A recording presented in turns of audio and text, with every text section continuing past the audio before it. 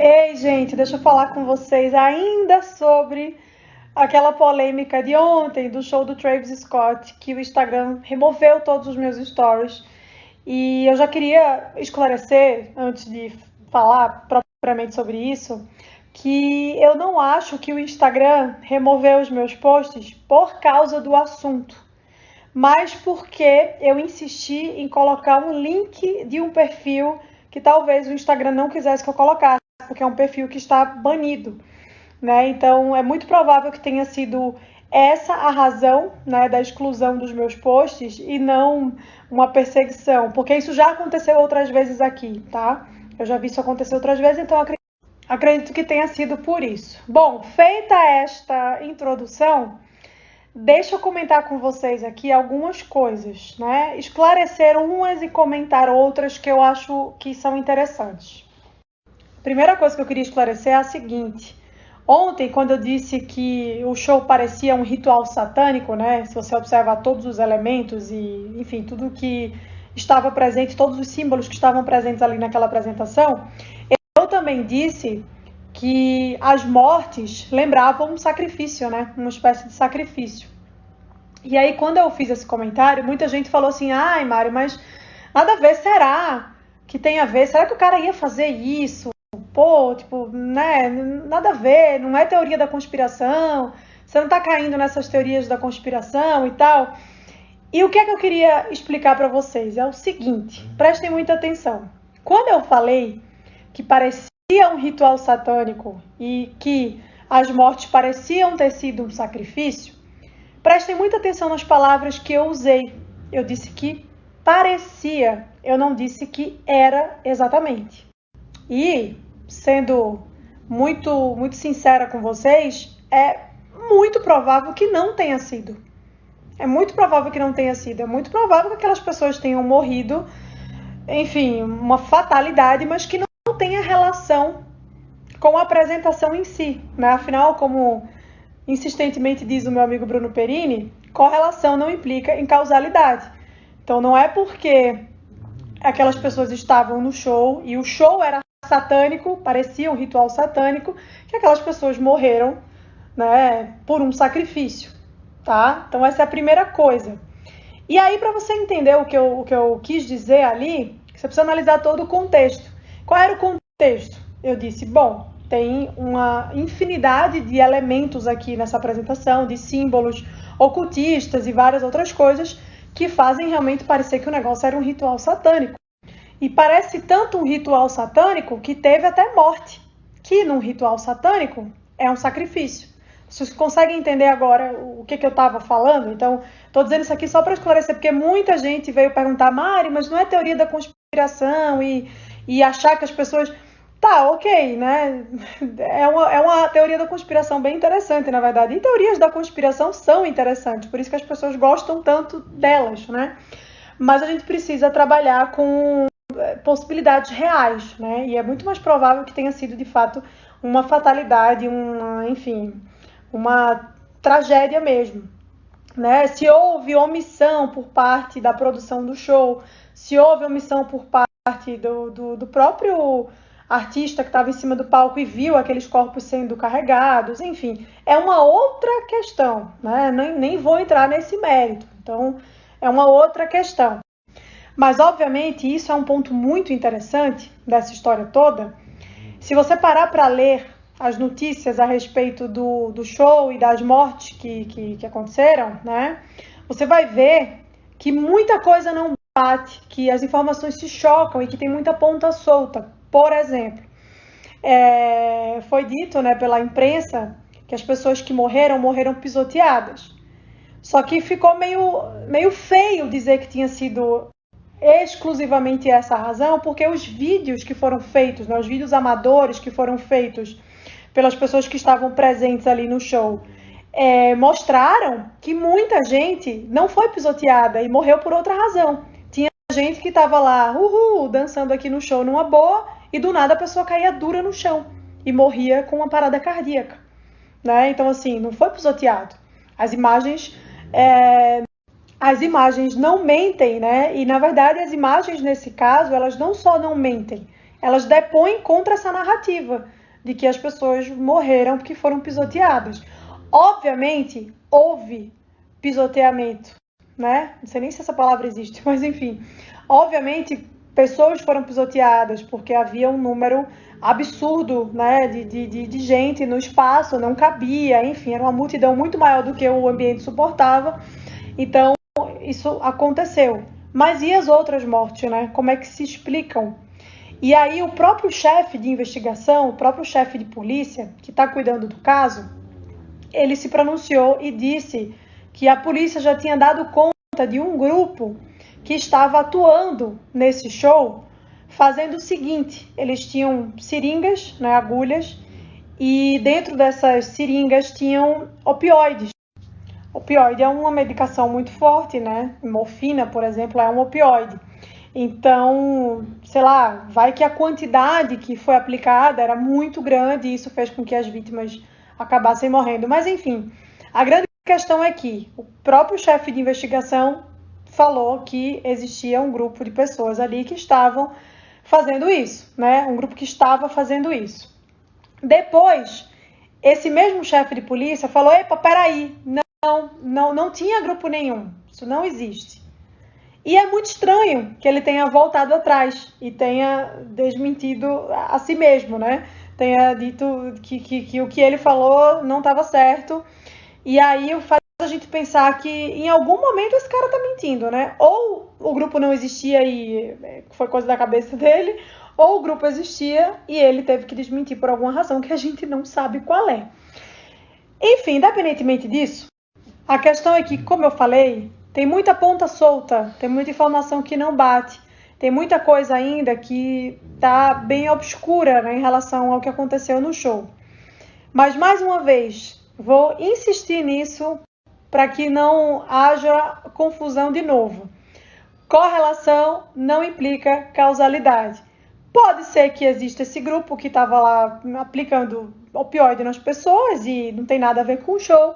Pode ser que as pessoas tenham sido pisoteadas, também não tem nada a ver com a apresentação em si. Pode ser que as pessoas tenham sido mortas por outra razão e também não tenha relação com o show em si. Pode ser, ok. Mas eu estava falando do show, e o show em si é um negócio muito assustador. E é esse o outro ponto que eu quero falar com vocês agora. Seguinte, símbolo é comunicação, tá? Primeira coisa que a gente precisa saber é que símbolo também é um tipo de comunicação.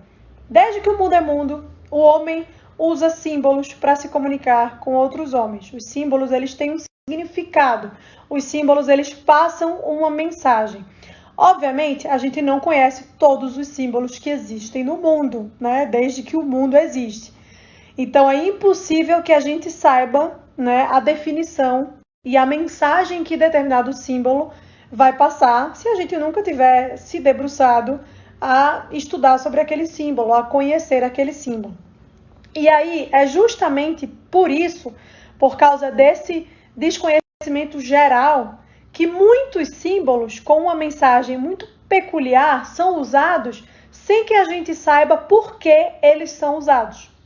Ou seja, se você parar para analisar todos os símbolos que estavam presentes ali no show do Travis Scott e você tentar chegar a uma conclusão olhando para esses símbolos de maneira isolada, dificilmente aquilo vai te chamar a atenção. Não é uma mão fazendo isso aqui, isolada, não significa muita coisa. Só que a gente nunca pode analisar símbolos e qualquer outra coisa na vida de maneira isolada. O contexto existe porque ele é importante para que cheguemos a determinadas conclusões sobre determinadas coisas, certo? Se não existissem contextos, a gente não saberia absolutamente nada sobre nada, porque a gente não conseguiria analisar a situação em que aquilo ali está inserido. A gente só conseguiria analisar um elemento. E analisando um elemento isoladamente, dificilmente a gente vai ter uma compreensão ampla das coisas. Então é preciso observar o contexto. E qual é o contexto? O show do Travis não tinha um elemento. O show do Travis era rico de elementos. E todos aqueles elementos isoladamente e em comunhão significavam muitas coisas, né? Muitas das coisas que nem faz sentido ficar falando aqui, porque eu acho que a gente perderia muito tempo tentando explicar todos os elementos e, sendo muito sincera com vocês, eu nem conheço muitos desses elementos para poder trazer uma explicação, né, enfim, profunda para vocês. O ponto é, quando a gente vê esse tipo de coisa, a gente tem uma tendência quase que natural a dizer, ai, que besteira, isso não significa nada, só um monte de coisa ali aleatória e não tem importância nenhuma. E é um erro muito grande a gente pensar dessa forma. Por quê? Porque quando a gente faz isso, quando a gente pensa que é tudo superficial, né, e que aquilo ali não significa absolutamente nada, a gente está desprezando, a gente está ignorando o poder que os símbolos exercem na nossa consciência. A gente está desprezando o poder que os símbolos exercem na nossa vida. E isso é uma coisa que não pode ser ignorada, de jeito nenhum. Porque quando você ignora esses símbolos, quando você ignora a influência desses símbolos em nós, né? O quanto que esses símbolos influenciam a nossa consciência sem que a gente se dê conta disso, nosso subconsciente, na verdade, a gente se deixa utilizar como massa de manobra. A gente só vai. Porque a gente não tem mais a gente não consegue mais fazer uma reflexão crítica sobre aquilo que é imposto pra gente, sobre aquilo que é colocado pra gente.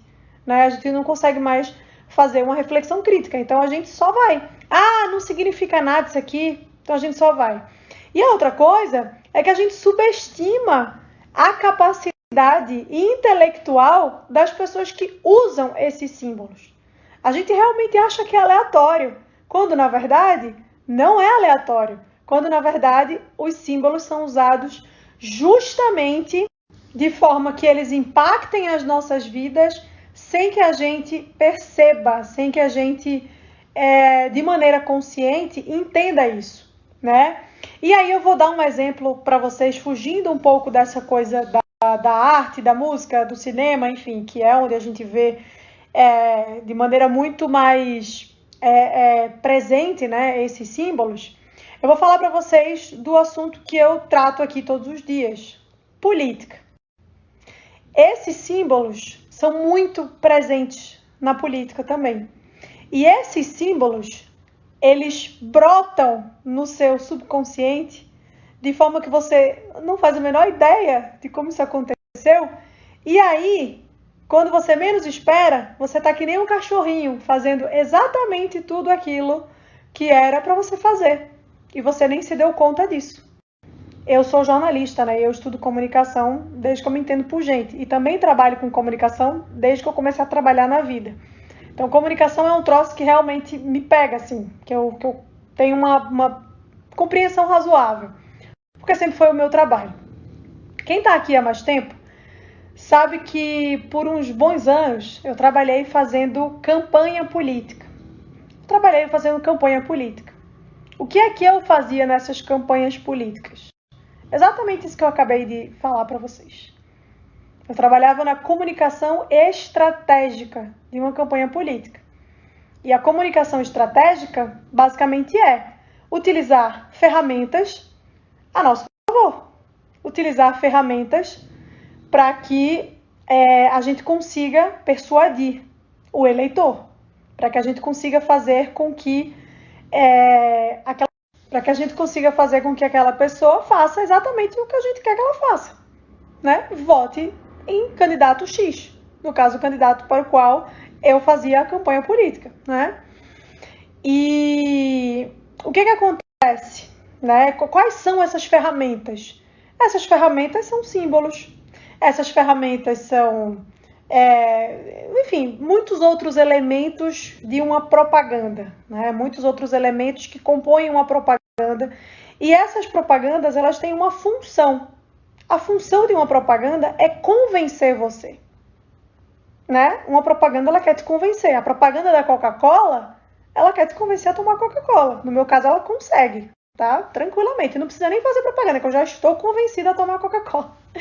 Mas o Batom Garoto, quando faz uma propaganda com uma música que repete inúmeras vezes compre batom, compre batom, compre batom, essa propaganda está tentando te convencer a comprar batom, consumir batom.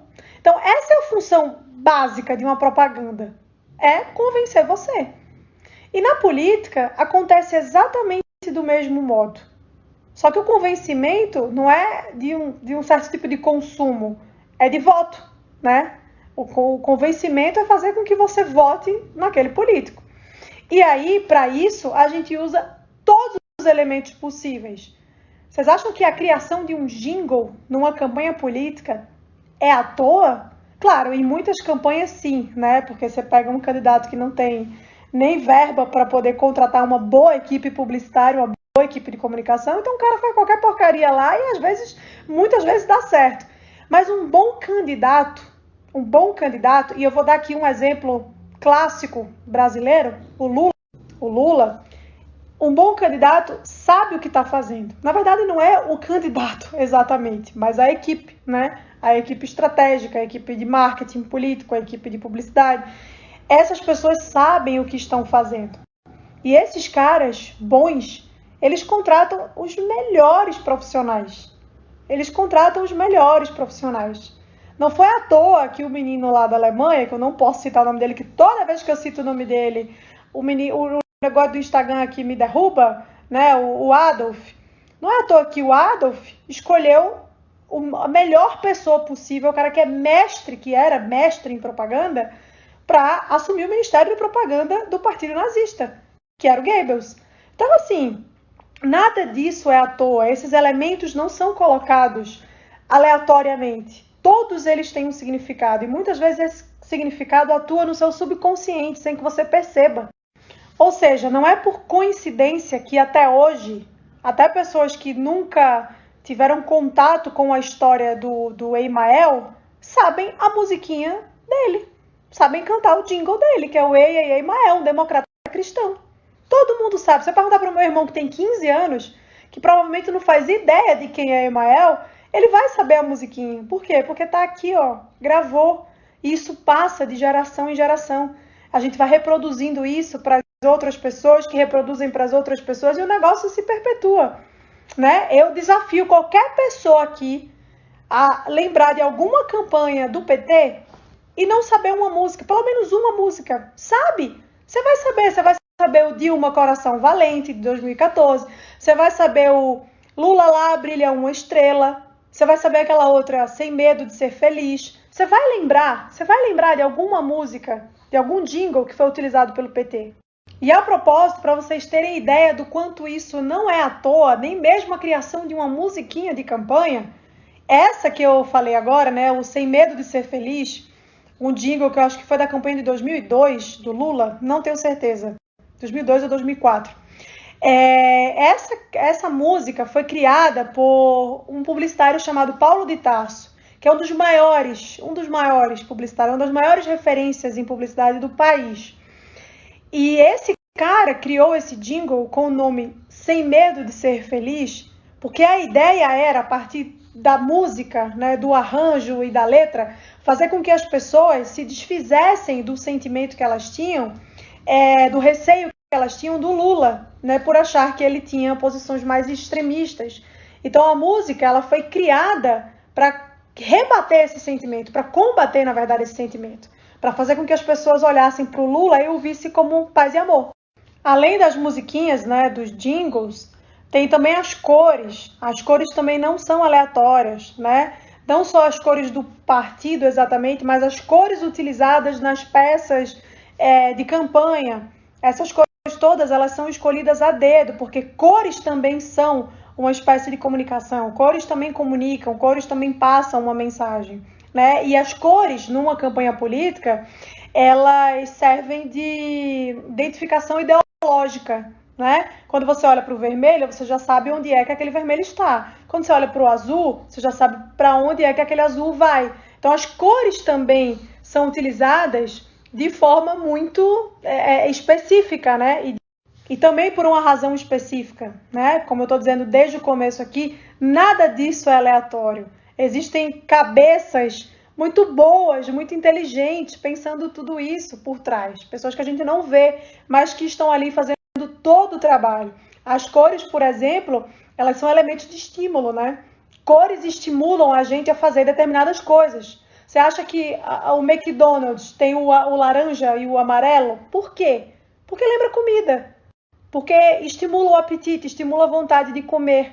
Por que por que o hospital tem parede branca? Vocês sabem por que o hospital tem parede branca? Porque passa tranquilidade. Enfim, todas as cores, elas comunicam alguma coisa. Então, todos os elementos de uma campanha, eles têm uma função, né? Que não é uma função consciente, não é uma função explícita, é subliminar mesmo, né? Porque o objetivo é te convencer sem que seja de forma descarada, entendeu? E aí tudo isso para dizer que muito provavelmente o show do Travis Scott, com todos aqueles elementos, não era à toa. Não era. Lembram do que eu falei lá no começo? Se você olha para esses elementos de forma isolada, pode ser que não representem muita coisa, mas quando você vê o contexto, quando você observa, né, o big picture, você entende que tem alguma coisa ali, é exatamente isso. Aquilo ali não foi aleatório, nunca é aleatório, nunca é. As coisas comunicam mensagens o tempo inteiro e a gente não se dá conta, a gente não percebe, porque a ideia é que a gente não perceba mesmo. A ideia é que a gente não perceba, a ideia é que seja subliminar e não explícito, né? Se fosse assim, o Travis Scott ia chegar lá no show e ia falar, galera, então, isso aqui tudo é referência ao demônio, tá bom? Tô aqui passando mensagem do demônio para vocês, beleza? Quantas pessoas não iriam embora? Quantas pessoas não ficariam completamente chocadas com aquilo ali? Porque elas não sabem. E aí, essa mesma comunicação que ele faria se o negócio fosse explícito, ele faz de maneira implícita por meio dos elementos. Os elementos estão ali, os símbolos estão ali, comunicando exatamente isso que eu acabei de falar. Só que é subliminar, é sutil, entendeu? Então, no fundo, todas aquelas pessoas estavam ali dentro de um puta negócio satânico, sem saber que era satânico, só achando bonitinho e divertido, engraçado e criativo e isso e aquilo outro. Ou seja, existem mentes pensantes que fazem todo esse trabalho estratégico. E essa estratégia, ela pode ser uma estratégia boa, né? No caso, eu falei aqui da política, falei inclusive que isso era parte do meu trabalho, mas obviamente que a nossa intenção não era fazer um negócio satânico, lógico.